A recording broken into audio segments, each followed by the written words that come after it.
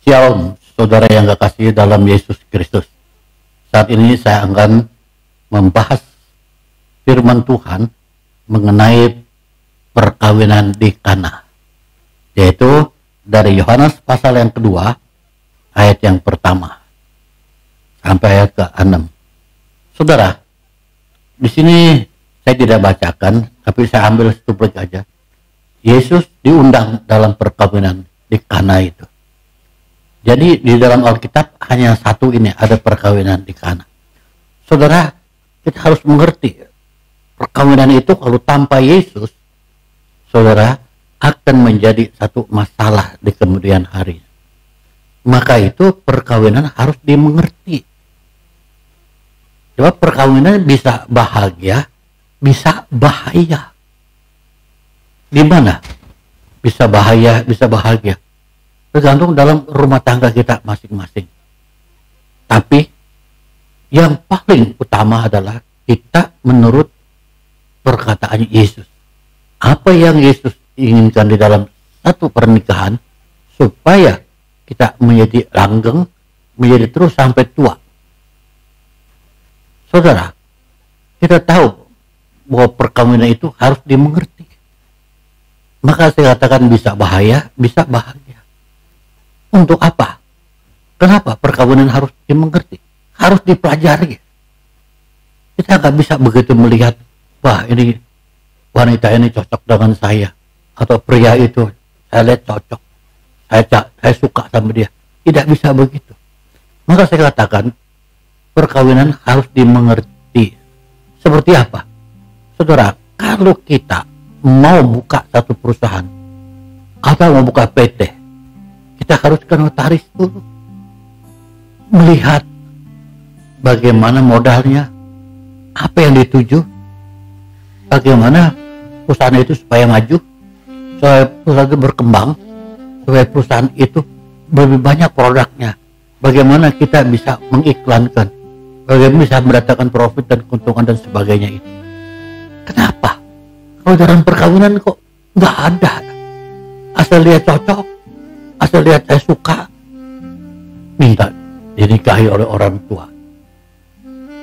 Jadi perkawinan itu saya katakan memang harus dimengerti, harus dipelajari sebelumnya. Ya, jadi saudara lihat, apakah cinta itu ada? Katanya kan cinta itu betul-betul ada apa tidak? Kalau cinta itu ada, kenapa orang bisa bercerai? Kenapa? Perkawinan yang pertama, ya istri, suami lebih banyak berbicara, istri diam. Nanti bulan kedua, ya suami lebih diam, istri yang banyak bicara.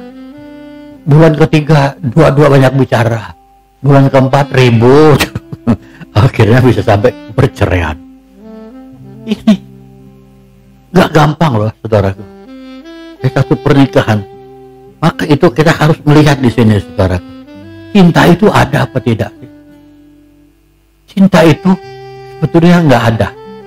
Yang ada adalah kalau saudara suami ambil cinta Yesus untuk mencintai istri, dan istri mengambil cintanya Yesus atau kasih Yesus untuk mengasihi suami. Kalau ada pertengkaran, ketidakcocokan, mereka masing-masing mengkoreksi cinta kasihnya di dalam Yesus Kristus.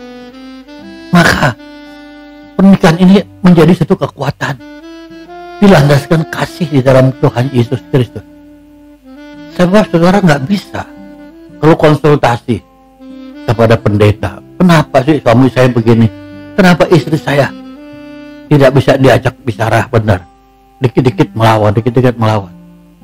Nah ini saudara, kita lihat di dalam kehidupan ini, maka itu pernikahan harus dimengerti.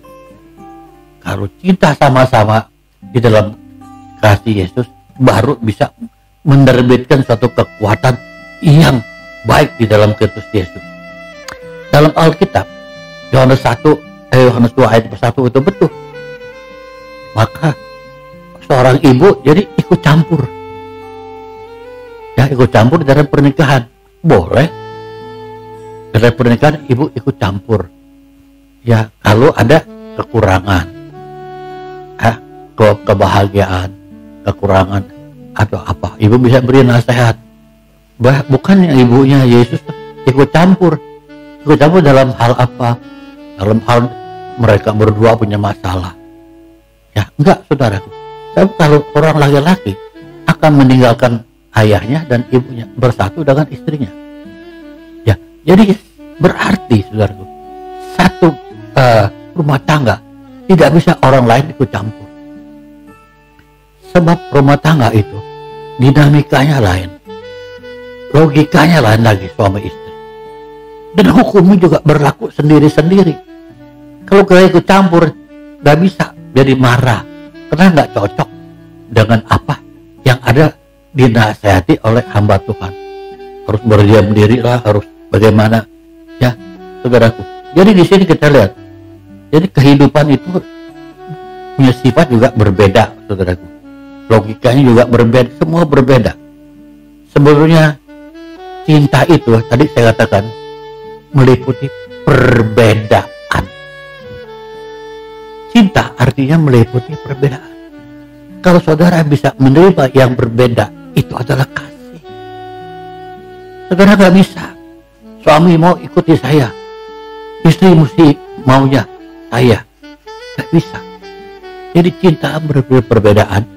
Kalau masing-masing bisa menerima yang berbeda di dalam rumah tangga itu adalah kasih. Ya, bisa menerima yang berbeda. Di sinilah kita lihat, saudaraku, cinta itu harus dipelajari. Setiap hari kita bertemu, saudara. Kita bertemu bagaimana kita harus melaksanakan kehidupan yang rumah tangga yang tadinya kita masing-masing sendiri-sendiri, sekarang udah berdua. Bagaimana kita mau persatukan yang berbeda ini? Istri dengan suami berbeda, suami dengan istri berbeda.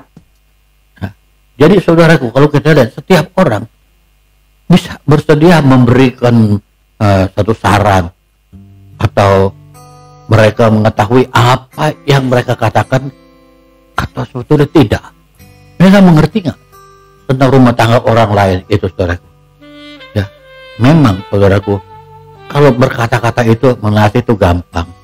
Ya, kita bisa lihat, wah, heran di dalam rumah tangga seringkali terjadi begini. Si wanita mungkin lihat laki-laki waktu pacarannya, wah, saya rasa nggak cocok sama dia. Gak apa-apa, nggak cocok nggak apa-apa. Nanti tunggu tanggal mainnya. Kalau udah kawin, aku rompak ya pikirannya. Tuh gak bisa begitu, saudaraku. Mau main rombak pikiran orang. Saudara, kenapa rumah tangga sering cekcok? Kebanyakan wanita ingin menggurui laki-laki. Laki-laki itu gak bisa digurui, saudara. Ya, ada peristiwa terjadi. Orang datang kepada saya konsultasi. Dia punya suami pergi tender di satu perusahaan, tapi gagal.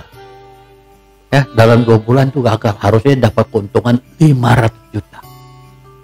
Dia gagal. Begitu pulang ke rumah, kan mukanya, saudara tuh, udah beda sekali.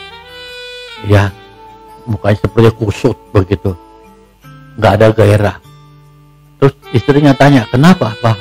Kok begitu mukanya murung? Gagal mas. Udah 2 bulan saya keserobot sama yang lain yang ikut tender. Nah terus istrinya guruin dah. Pak, biarin Pak. Mungkin itu belum kita punya berkat.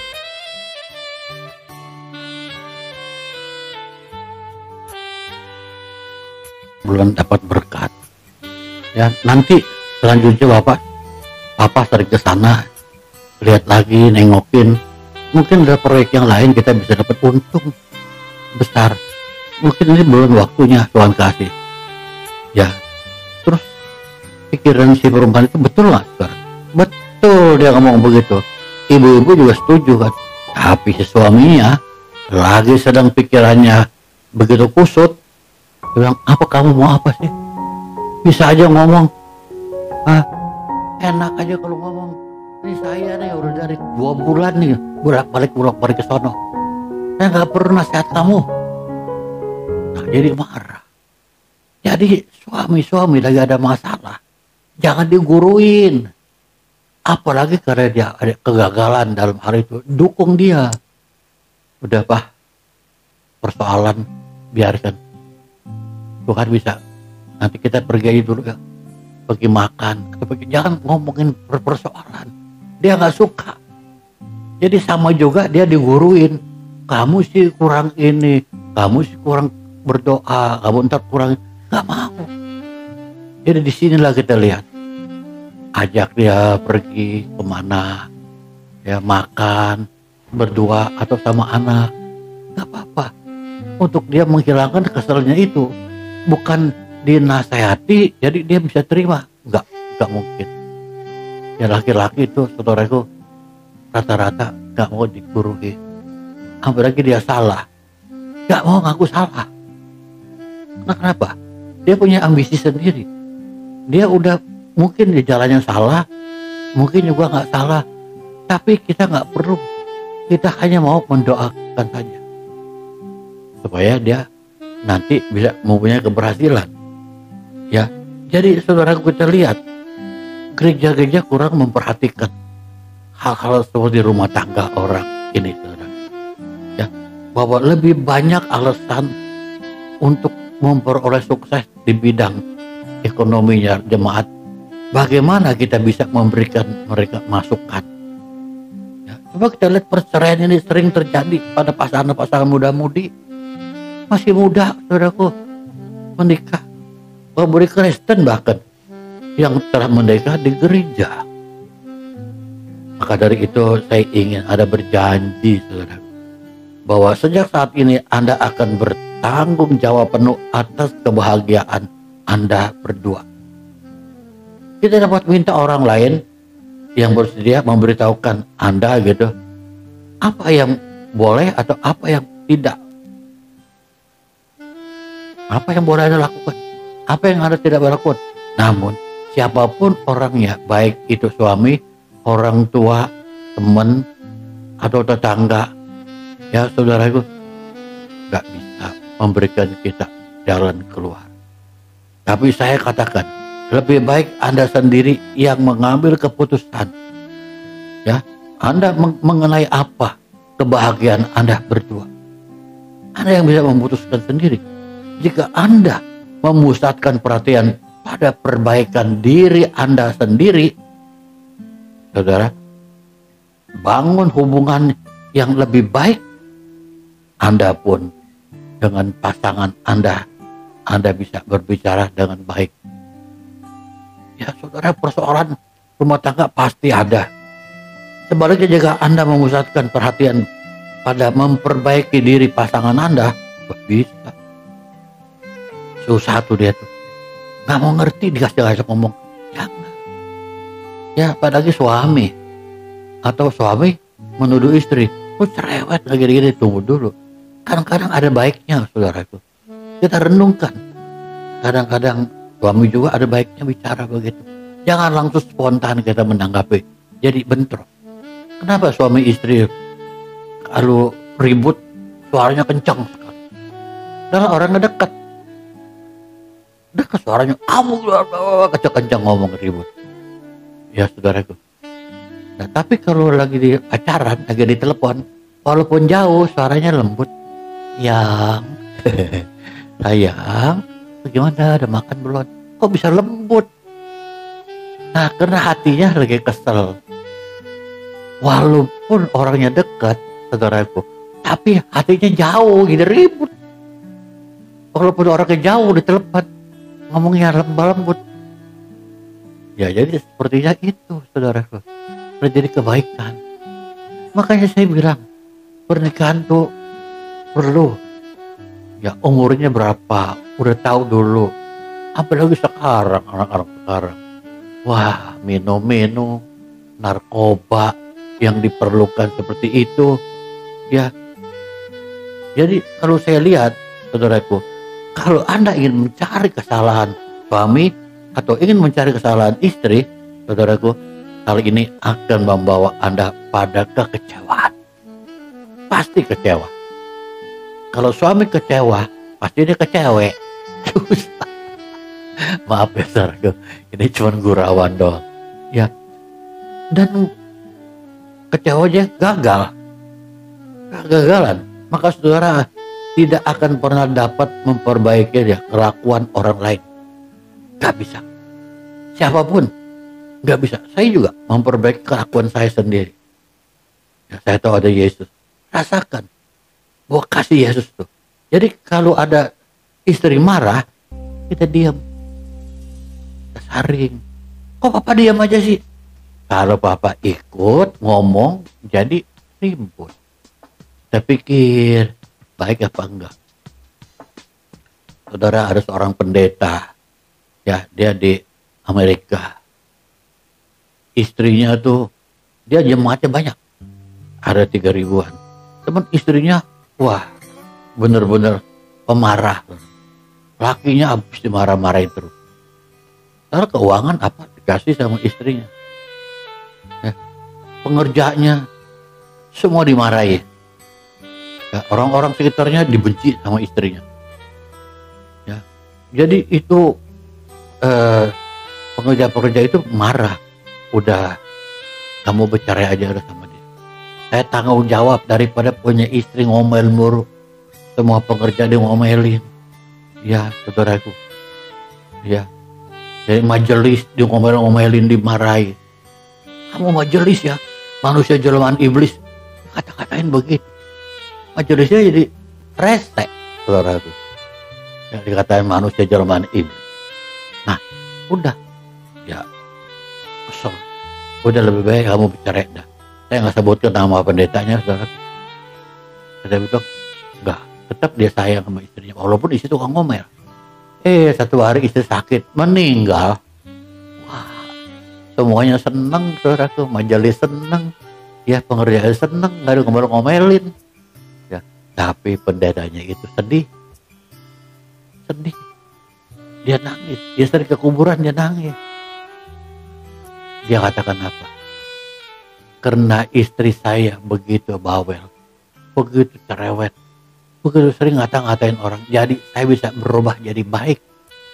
Karena kelakuan istri saya. Sekarang gak ada lagi orang yang bisa merubah karakter saya menjadi lebih baik. Jadi saya sedih istri saya meninggal.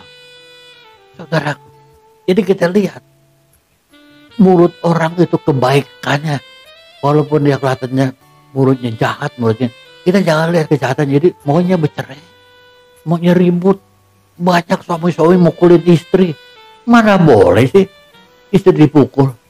Coba janji dalam pernikahan, ya nggak boleh.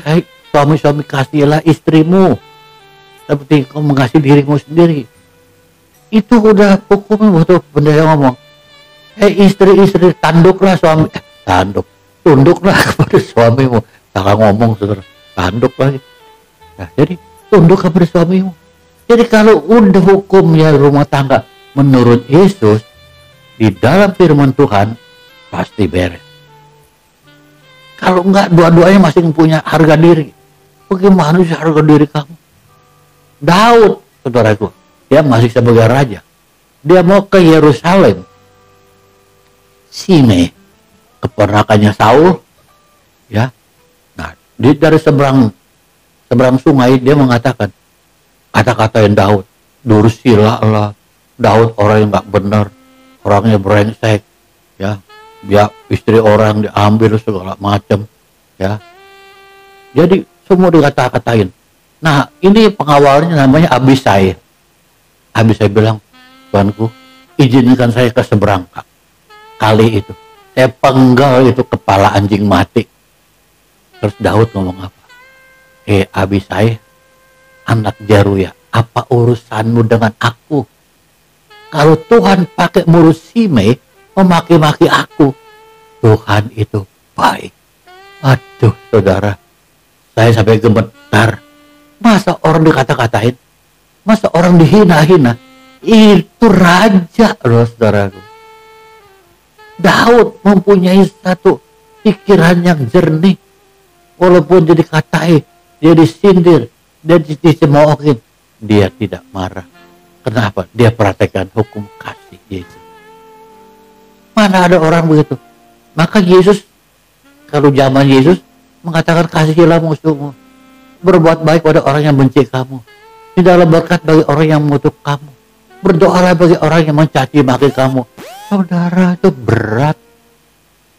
Saya juga pernah bilang begitu sama Tuhan, Tuhan, saya nggak bisa Tuhan suruh seperti itu. Tuhan bilang, kamu bukan nggak bisa, kamu nggak mau. Iya. Kalau mau ya bisa. Betul saudara. Maka rumah tangga itu nggak gampang. Pelajari terus. Sehari demi hari.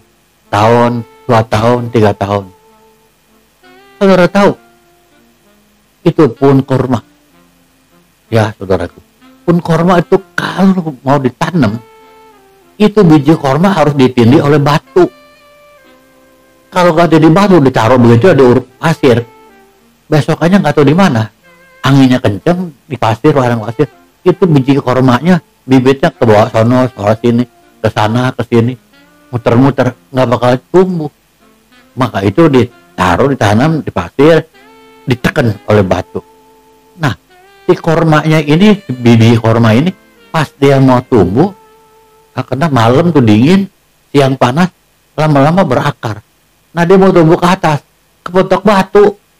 Gak bisa ada batu, dia turun ke bawah. Dia cari terus ke bawah. Sampai 20 meter. Sampai ketemu air di bawah.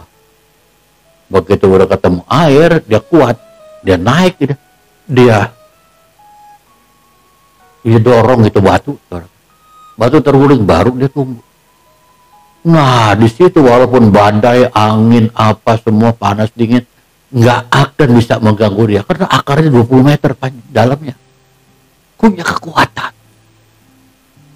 Tapi dia tumbuh ya ke atas nggak bisa. Nah, korma itu sifatnya beda. Pas udah dari pohon dia berbuah, itu pentil ya saudara, udah manis. Pentil aja udah manis ya, dia udah hijau lagi, tambah bundar gedean dikit, gede. Yang paling tua, paling peot, yang jatuh itu paling manis. Maka itu hidup ada seperti pohon korma. Fondasinya kuat, begitu muncul buah udah manis. Kepada orang semua manis. Begitu dia sudah mulai bagus dikit, lebih besar dikit, manis. Manis sampai tua, nggak ada korma yang asam. Nah, kehidupan pohon korma. Ya saudaraku, Yesus juga waktu berjalan, Yesus dia mengutuk pohon ara. Saudara tahu, Yesus lihat pohon ara, banyak daunnya. Wah, kalau daunnya banyak, pasti buahnya banyak. Didekati, nggak ada buah. Saudaraku, Yesus marah, dia kutuk pohon ara. Coba kalau saudara nggak tahu, kenapa Yesus mengutuk pohon ara? Yesus lihat pohon ara, udah berdaun banyak, dideketin nggak ada buahnya, kok marah-marah? Pun ara dikutuk. Wah, ini Tuhan nggak bener, ini bisa marah-marah ngutukin pohon ara. Saudara tahu, yang salah pohon ara, bukan Yesus. Kalau pohon ara itu sifatnya, kalau dia sudah berdaun, pasti berbuah. Daun buah, daun buah, daun buah. Tapi Yesus lihat dari jauh, wah daunnya banyak, pasti buahnya banyak. Begitu deketi, nggak ada buahnya. Nih, jemaat di mana-mana daunnya banyak, buahnya nggak ada, buah-buah rohnya pada nggak ada. Yesus marah, sampai kering tuh pohon ara dikutuk. Buat apa kalau gitu kamu hidup? Ini banyak yang nggak tahu saudara sifat pohon ara. Ya saudara, belum lagi kalau kita lihat, ya kambing dengan domba bedanya apa saudara? Nah, kalau ada orang lagi ngangon kambing, mengangon domba, beda. Saudara lihat, kalau orang lagi ngangon kambing, yang mengangonnya di belakang, kami di depan, nyasar di pojok, cetret, nyasar lagi mau lari dicetret, gitu. Ya, jadi saudaraku, tuh kambing kalau nggak diarahin, wah, hidupnya nggak bener. Kalau domba beda lagi. Domba gembala aja di depan. Ya, gembala ikut domba. Ya, domba-dombaku mendengar suaraku. Tuhan bilang, gembala depan, domba di belakang. Tapi kalau kambing, gembala di belakang dipecutin. Ceritanya orang nanya, orang yang gembala kambing dan gembala domba itu beda.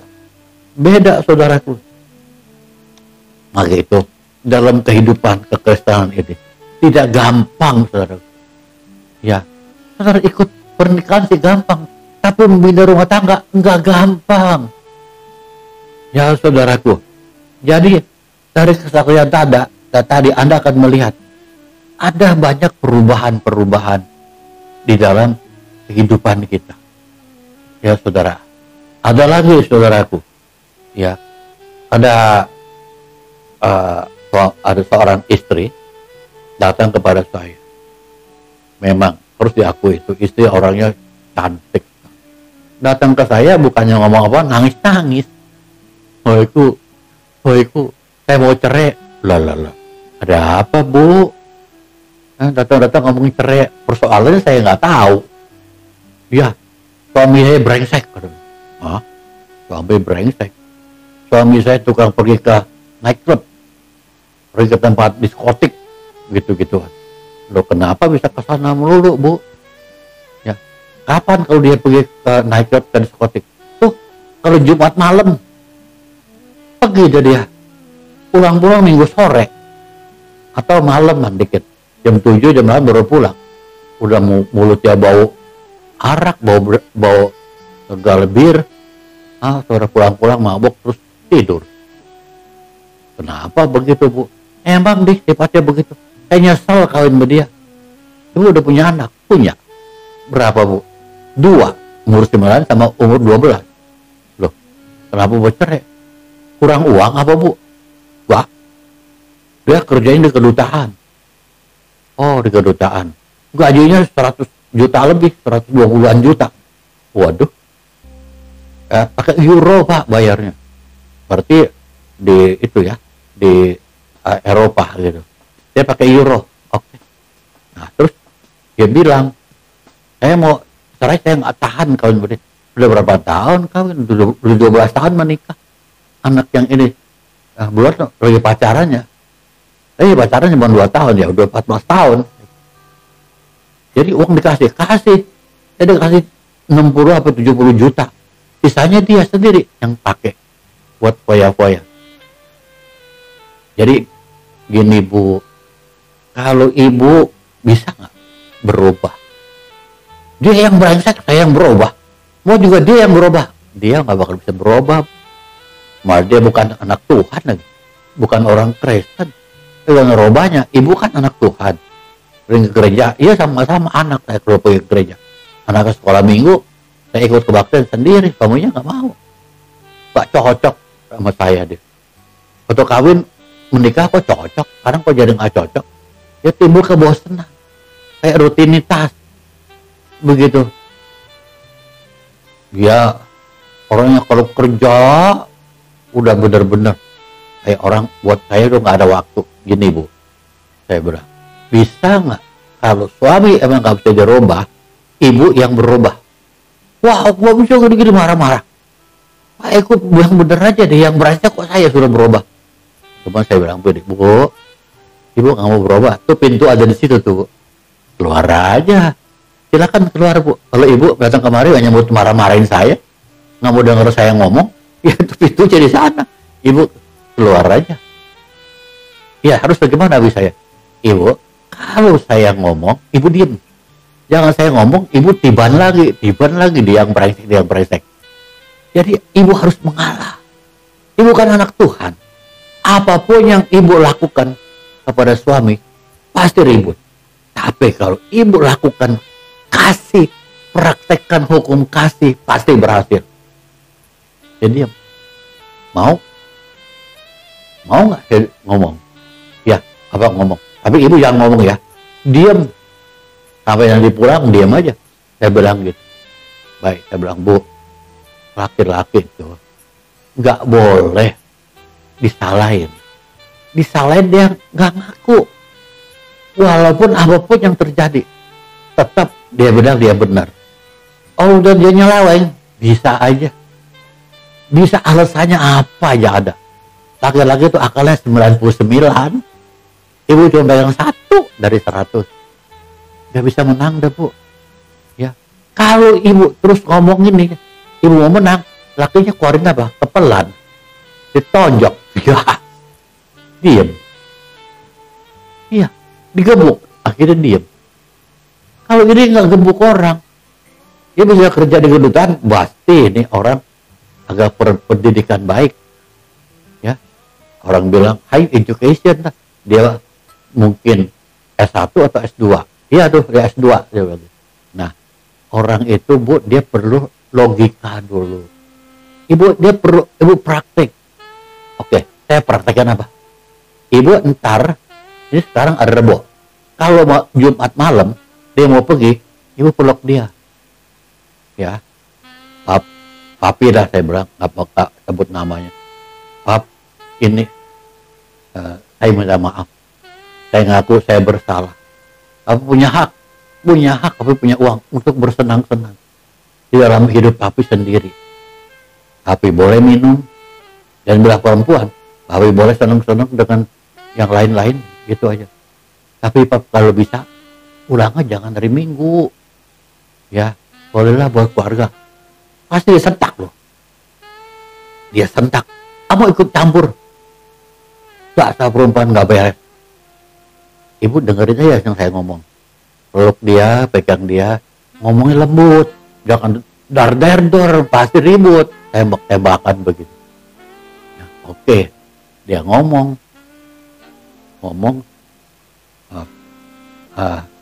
Saya akan ikuti. Tapi saya bilang, Bu, ini seperti orang main tinju. Ibu 10 ronda nih, baru suami bisa knock out. Kalau ibu ikutin cara Tuhan, pasti dah knock out. Ya, nah, udah gitu, baik. Ibu lakukan ya, yang saya bilangin tadi. Ibu pulang, jangan ngomong, pulang aja. Nah, begitu Jumat malam, dia peluk suaminya. Bilang, Pap, saya ngaku, saya salah. Itu Bapak punya hak untuk Bapak bersenang-senang gitu. Sana lo, jangan ikut campur. Ini urusan saya. Saya mau ngapain, nggak boleh ikut campur. Ngerti? Lah, dia banting gitu, dia pergi. Telepon saya. Baikku, saya dibantingin pintu, Bu. Saya bilang, tinju baru 1 ronda. Nggak apa-apa. Nanti ibu biasa aja. Dan hari Senin, ibu biasa layanin dia. Rubah ibu jadi baik. Jangan dikit-dikit marah. Iya Pak, saya udah bisa ranjang sama dia. Lah, ibu baru ngomong sekarang bisa ranjang. Iya, habis percuma sih Pak. Dia bawa dirinya sendiri, saya bawa diri saya sendiri. Kalau mau ngomong pakai perantara anak, kasihan anak Bu. Yang umur 12 tahun, 9 tahun juga udah ngerti.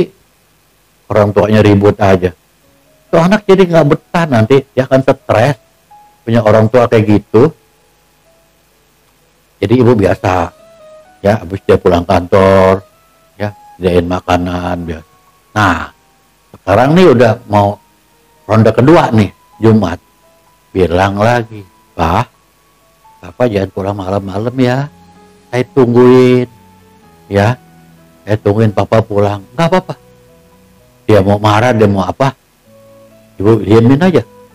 Nanti pas dia pulang, ibu sedain anduk yang buat di muka gitu, sediain.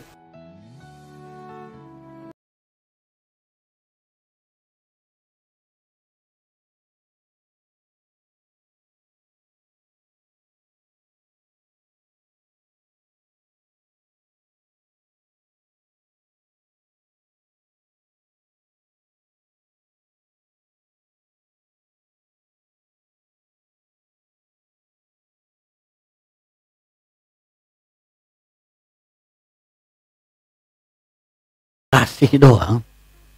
Istrinya belum bangun tidur, kecapean ya tidur. Ya, mungkin servis suaminya kali ya. Nah, akibatnya apa? Suaminya juga punya pikiran, kok istriku jadi baik begini ya? Kok jadi sekarang mengasihi aku, dulu tiap kali, tiap malam, tiap Jumat malam ribut. Sekarang kok enggak? Nah itu, saya katakan apapun yang dilakukan orang, dengan cara apapun manusia, gagal. Tapi dengan kasih, pasti berhasil. Coba bayangkan ibu-ibu, cuma dengan kasih doang begitu. Dia tuliskan, dia telah menemukan istrinya kembali. Yang setia, yang baik. Cincin 3 karat, Bu. Hidup bahagia. Dan kemudian dia bilang apa? Ma, ini uang yang 120 juta. Saya cuma pegang 5 juta aja dah. Ya, buat makan, buat apa. Yang lain mau pegang. Aduh, Bu. Cuma dengan kasih, semua jadi milik ibu. Ya. Tahu nggak singkat dari suami? Suami. Semua uang adalah milik istri. Itu kan semua uang adalah milik istri suami. Kalau ibu punya suami, semua uang milik istri. Iya, suami dibaikin, Bu. Jangan dimarahin, ikutinnya dulu. Pasti bisa berubah. Banyak suami-suami yang brengsek, dia bisa berubah. Maka itu tuh suami itu, kalau kita seperti bayi. Kalau ibu gendong bayi, coba. Ya. Saya gendong-gendong, dia ngompol. Ibu dikencingin. Marah nggak? Enggak dong. Nggak marah. Tukerin lagi. Aduh, mama dia ngompolin. Asli ngomong gitu kan. Nah, terus udah dibersihin, ya diberesin semuanya. Kira-kira setengah jam, dia ngompol lagi. Marah nggak ibu? Masa ibu bilang lu ngompol lagi, gua banting lu. Kalah. Nggak begitulah, Bu. Ya, maka itu sama juga suami itu kayak bayi, dibaikin, digendong, ya semua dikasih sayang seperti seorang bayi. Ya kalau kasih sayang seorang bayi, ibu kepada bayi tanpa pamrih, dia mau berak ke, dia mau kencing ke, tetap ibu tanggung jawab, ibu bersihkan dia. Gitu loh, Bu. Ya, jadi suami istri adalah teladan dalam rumah tangga. Tuhan berkati. Amin. Kita berdoa. Bapak, kami ucap syukur dan terima kasih, Bapak. Biarlah hanya sedikit ini nasihat untuk suami istri. Biarlah semua menjadi satu kebaikan buat rumah tangga kami. Pulihkan rumah tangga setiap pasang. Baik bapak-bapak, ibu-ibu, semua yang menjadi rumah tangga yang berbahagia. Terima kasih, Bapak. Dalam nama Yesus kami ucap syukur. Haleluya. Amin.